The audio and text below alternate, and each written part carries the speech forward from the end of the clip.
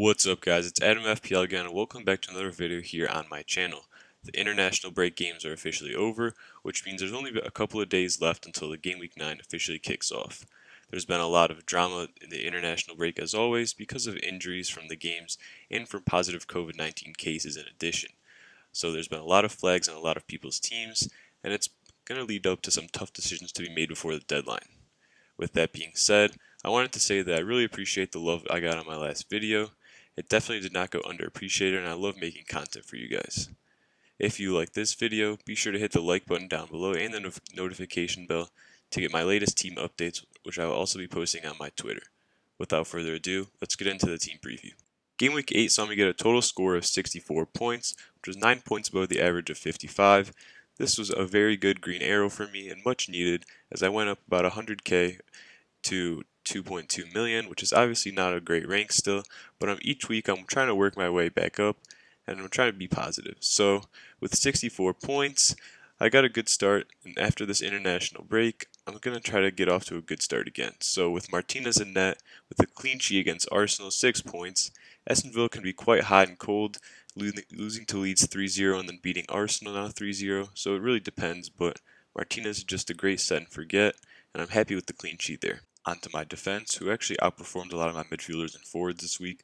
We have Trent Alexander-Arnold against City first, who was the lowest scoring defender of the week, which I kind of expected. I didn't really expect a clean sheet.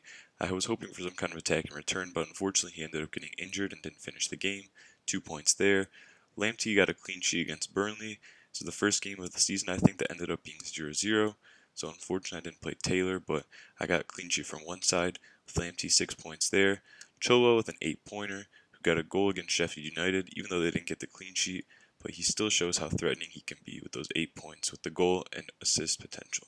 Now into my midfield, so Salah with 9 points. I didn't really know what to expect in the Liverpool City game, but he ended up with a solid return. I think it was a penalty, and he just shows how consistent of an FPL option he is.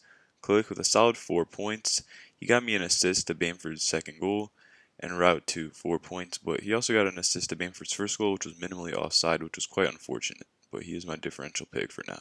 Son with 3 points. He didn't look very threatening in Tottenham's game against West Brom, and it's kind of been a sign of the past few game weeks, so he'll probably be a transfer out in the future. Barnes with 1 point. He didn't even start against Wolves, coupled with the fact that he's pretty inconsistent with his chances and the fact that he may not be a guarantee starting. He may look like an optimal transfer out even with his nice run of fixtures coming up. Onto the forward line. So first up we have Callum Wilson from Newcastle, who was one of my transfers in this week. So unfortunately this pick did not pan out as I wanted to in the first game, as Wilson had no service and no chances against Southampton. Newcastle got completely outplayed. Also, Wilson picked up a hamstring injury, and we still don't know if he's going to play this week. So in hindsight, I'm hoping it's not a mistake that I got Wilson in over Bamford, but we'll see, and there could be better options in the next coming games, even with Wilson's nice run of fixtures. Kane was my captain.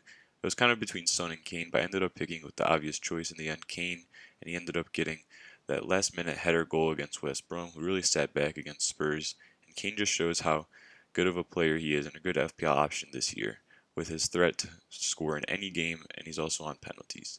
Calvert-Lewin with a solid 5 points. He got a goal, and with Richarlison coming back and Everton returning to full strength, and Calvert-Lewin's nice run of fixtures, he's a good option to hold. Now onto my current buzz team for Game Week 9. So obviously, as you can see, it looks a little bit dicey at the moment, but with 3.6 million in the bank and only one free transfer used, I have some flexibility to take out some of my weaker players, and I'll be talking about transfers in a bit later in this video. In net, we have Emi Martinez again, this week against Brighton and Hove Albion at home. So Villa's defense have been pretty solid all season so far, and the fact that Brighton haven't been able to score much, they do get a lot of possession in the final third, but they just can't put it in the back of the net lately. I like Martinez's chances here for a possible clean sheet and some save points possibly, and I also like his fixtures coming up. They're great for the long term, so barring any injuries, is a long-term hold here. Taylor against Palace. So at the time of recording this, Taylor actually has a flag. In the press conferences, Dyche said that he's nursing a minor knock, I think it's his Achilles, so hopefully he can play, and hopefully it's just a minor thing, as he has a great fixture against Crystal Palace at home, and with Burnley's defense coming back to its starting 4. Next up we have Ben Chilwell, who actually returned to training after that back spasm against Belgium the other day. He returned to training against England, and today he was training with Chelsea, so he should be fit to start the Newcastle game, which is a welcome sign, as he has potential to haul in this game and get a clean sheet and possibly an attacking return. Lamptey against Aston Villa. So the only thing that sucks with Lamptey here is I have Martinez in net and a possible transfer coming up with Aston Villa players, so that would be contradicting Lamptey, but I'm hoping for some kind of attacking return here maybe, or I'm just hoping for some points here for Lamptey because I kind of have to play him. With Cancelo, this is my first transfer in this game week.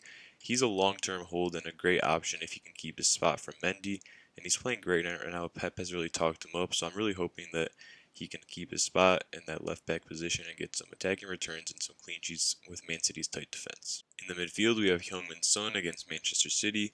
So obviously Spurs are slowing down attacking wise in recent fixtures, and Man City poses a really tough game for them, but it's kind of a luxury to transfer out my Spurs assets right now. I don't really mind keeping them, so Son stays on the side, and this is a possible game where the counter attack will be key, so this could even suit Son as a game. Harvey Barnes against Liverpool.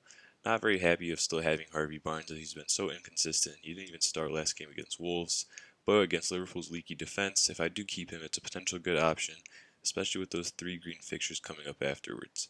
So Salah, we found out, is definitely not going to be playing against Leicester at home, so Click will come in for me in this case in this bus team, and I hope that Click can provide me some kind of points. He's my one differential, and if I decide to keep him, then some points will be welcome and possibly the penalty that I've been waiting for Leeds. On to the current forward line. We first up have Kane against City, so don't really mind keeping him for another week, as I kind of have to, but I'm hoping for some kind of return here possibly, but I also have Cancelo in defense, so it also is counterintuitive, but we'll see what Kane does here. He's a pretty big game player, but for those next rough fixtures coming up, he may be a potential transfer out.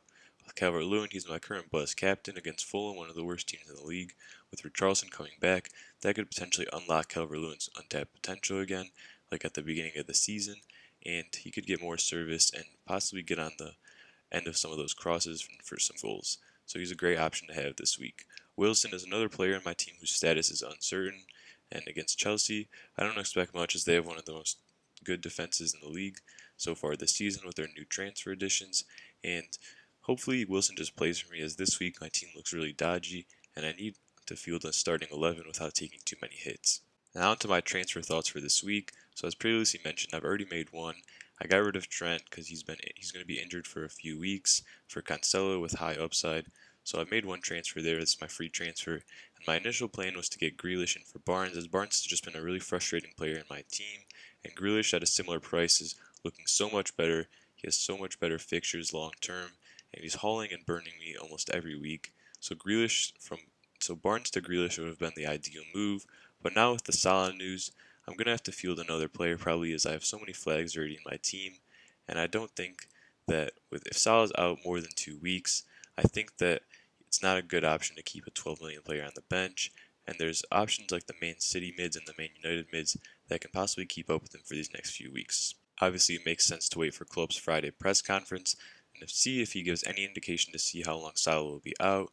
I heard that he's coming back to the UK on a pre-prepared plane, whatever that means, but we'll have to see how long he has to isolate and when he tests negative again. So if Salah's out, I could potentially do Salah to Bruno Fernandes or Kevin De Bruyne for these next few game weeks, as they will probably compensate for Salah when he's out, and I can potentially get Salah back in around game week 13 when he plays Fulham. So this is also a possible option, and I'm really hoping that Wilson plays. So as you probably already figured out, a -4 is probably what I'm going to be doing this week at least, with a -8 potentially on the cards if we find out more about Salah. But obviously I know that this is a lot of points to lose out on, and especially at my rank, it's not ideal, but my team really has a lot of problems right now, and this would set me up more for the long term, and I would have to not take as much hits in the longer term and in later game weeks. I wanted to talk a little bit about captaincy as well, as this week it seems that it's really up in the air, with many of the big hitters either being injured or unfit, or having really tough fixtures. So first up, I wanted to mention Bruno Fernandes as one of the 4 favorite options here against West Brom at home. So he's seeming to be the popular transfer in for Salah, who a lot of people are transferring out as he's gotten COVID-19, and we're still uncertain of how long he's going to miss. So Bruno Fernandes has great fixtures in the next few games, and he's been taking along nicely this season with an average of 7.6 points per game. So he's not a bad option whatsoever, and he's very captainable this week against one of the worst teams in the league and one of the worst defenses in terms of expected goals. So I think that Fernandes is a great captaincy option if you own him or if you're getting him in. Another good captaincy pick this week is Dominic Calvert-Lewin against Fulham away. So Fulham are one of the worst teams in the league in general, but especially defensively, where they're really bad at defending headers and crosses, and this is specifically what Dominic Calvert-Lewin thrives on. So if Richarlison and James Rodriguez can return to the side this week in full fitness, I think that they are better quality players and they will give Dominic Calvert-Lewin more service in the box, and I think that he has the potential to score a couple goals here if all goes well. And I think that he's a safe captaincy pick this week, as most of you guys probably have him in your team. Another more differential pick I like, who's currently not on my team, is Jack Grealish against Brighton. So even though Brighton's statistics do look good defensively, for some reason they're still conceding a lot of goals. They're kind of underperforming their stats, I guess. But Grealish, who's in good form in an Aston Villa side that is really good attacking at the moment, I think that as the talisman, he can create a few chances, and I think that he has a potential to get a couple points here, and especially as captaincy, I think that he's a good differential pick. Like I said before, in a week where captaincy is so much in the air, and with Sadio Mane, so this is just kind of the reverse of the Liverpool captaincy we're all probably going for this week in Salah, but Leicester is still a decent fixture for Mane to do well, as Leicester are not rock solid defensively, and Mane has shown that he's in as good form as Salah this season so far, maybe if not better. He's really underrated, and I think that he's so low owned, and he'd be a really differential captain pick, and it wouldn't be out of this world this week especially. That's going to wrap up this Game Week 9 team preview and team selection video. If you guys enjoyed the video, please be sure to like and subscribe and all that good stuff, as it really is appreciated by me and really helps out the channel. Also, if you have any comments and transfer thoughts about my team, any questions about what you should do with your team, and any transfers you're planning to bring in, let me know which players you're planning to bring in the comments down below, and I'll happy to be replying to all the comments. As always, it's Adam FPL, and I'll see you in the next video.